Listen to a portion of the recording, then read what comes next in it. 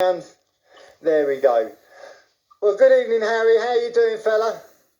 Yeah, very well, thank you. Very well. Brilliant. You've been to Exeter today. You've got another winner today on the board. We're going to start off this interview by saying thank you very much for yesterday. Blackjack Kentucky, I've got a little share in that, and many people watching in has got a share in that, and gave you a great ride. Yeah, he was brilliant.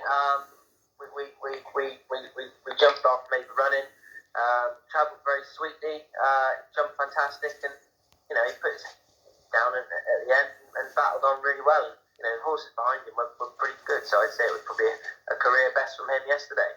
Brilliant, and because he's gone back to hurdling, do you reckon he'll stay over hurdles now for a little while? Yeah, I mean, to be honest with you, I probably put a line through his last run at Foss Last. I'm not really sure what was going on there, but his first run over fence, I actually thought he jumped quite well. He was pretty brave and probably needed the run, and I thought he'd definitely come on for it. So if the handicapper gets hold of him hurdling, he's definitely got an option to go back and run over fences, because I think if everything's in his favour and he enjoys it and gets in a good rhythm, I think he will win over fences. Brilliant. And we're going to talk about one more owners group horse, mate, and you've had a good session on it. Getaway Trump. You've won 6 races on it. To me, you broke the track record 2 mile hurdling at Exeter and Ayr.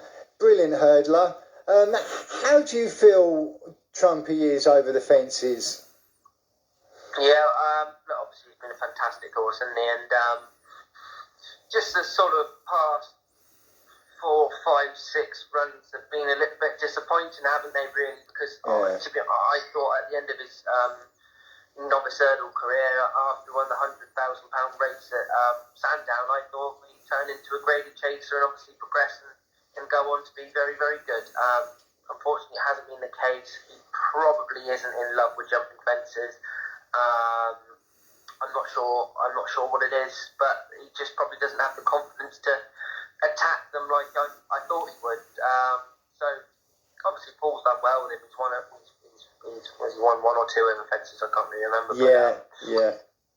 I think if the handicapper gave him half a chance and he went back over hurdles and he sort of plotted a race for him, he could win another big pot. But at the moment, I think his mark's 155 over hurdles. He's almost in no man's land where he's not quite good enough to go and win a grade 1 over hurdles, but running a handicap, you're always carrying top weight, aren't you? So he's in a very difficult position.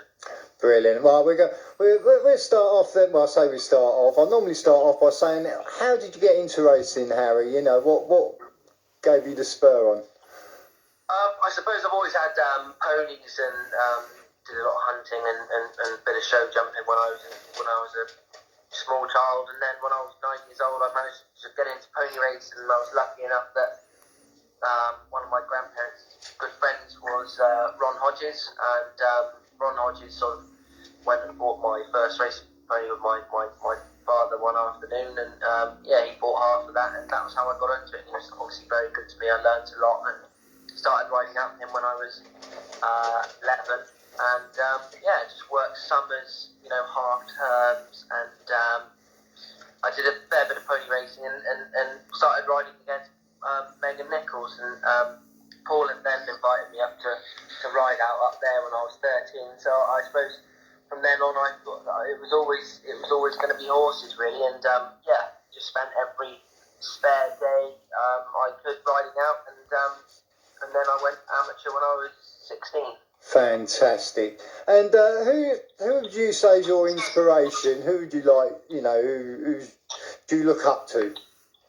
I suppose when I was starting off, it would have always been Ruby Walsh, just because there was the whole Nichols connection there, and you like to follow the local horses, and obviously Denman caused that big bucks mastermind you were there at that time, and wow. Yeah, I was sort of mad on following them, and obviously Ruby was riding them. He was having a lot of success here and in Ireland, wasn't he? And he was obviously, his record at the festival was phenomenal. So I suppose it would have been him at the time, but obviously you can't take anything away from AP as well. 20-time champion jockey. He was he's obviously an unbelievable person and a great jockey.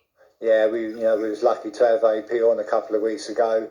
Terrific guy, and I asked him a question of who he'd like to ride if he was still riding at a festival. What are you looking forward to at the Cheltenham Festival?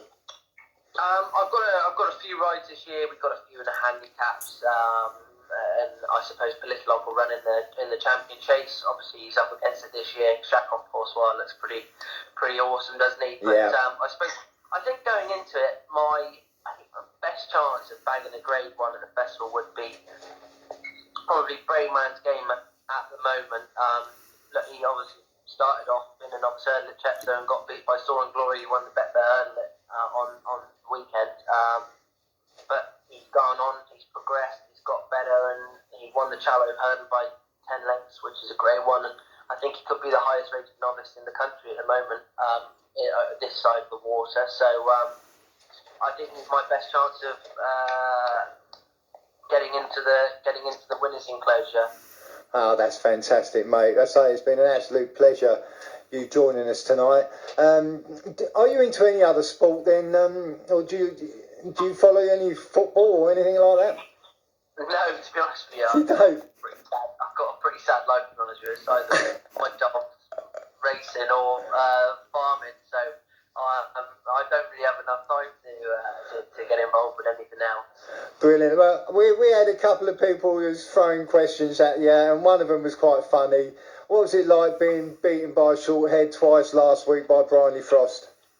Yeah, it's obviously pretty frustrating. I put it like this: I'd like to rewind the clock and go and ride those two horses again, because I'd try and make sure it doesn't happen. Brilliant. And tomorrow you got a busy day, and what would you say your best ride tomorrow? You've got a couple of hot pots there, haven't you? Yeah, I've got 7 rides at Kempton tomorrow. I think the one that I'll be most looking forward to, and I think he'll go very, very well, is Tamarok de Matan and the Pendle Novice Chase. Right. Brilliant, yeah, because I've tipped you up in the big chase tomorrow. Southfields, is it? Yeah, Southfields Stone, yeah. He's obviously stepping up to 3 miles again.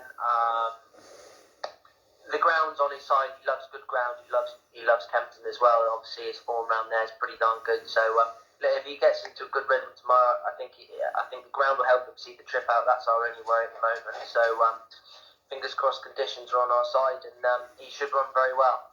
Brilliant. As I say, Harry, it's been an absolute pleasure having you on our show tonight. We've got a lot of thumbs, a lot of hearts are going up, mate. They really love you being on. And you're creeping up to 100 winners for the season? Yeah, 93 or 4, I think I am today. So, yeah, it'd be nice to do it tomorrow, to be honest with you, wouldn't it? Brilliant. But yeah, no, it's obviously gone very well, and I've ridden lots of nice horses for loads of good people, and thankfully a few of them were for Owners Group.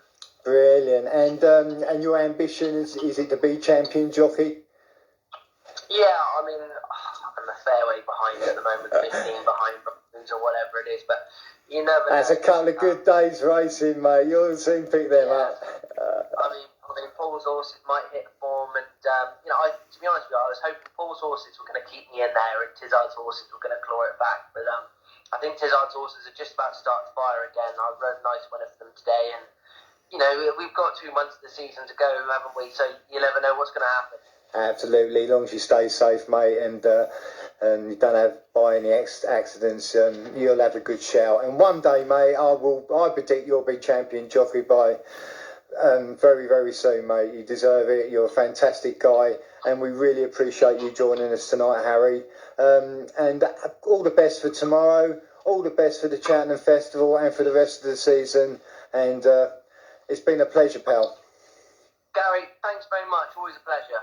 Thank you, mate, and we'll catch you soon. Cheers now.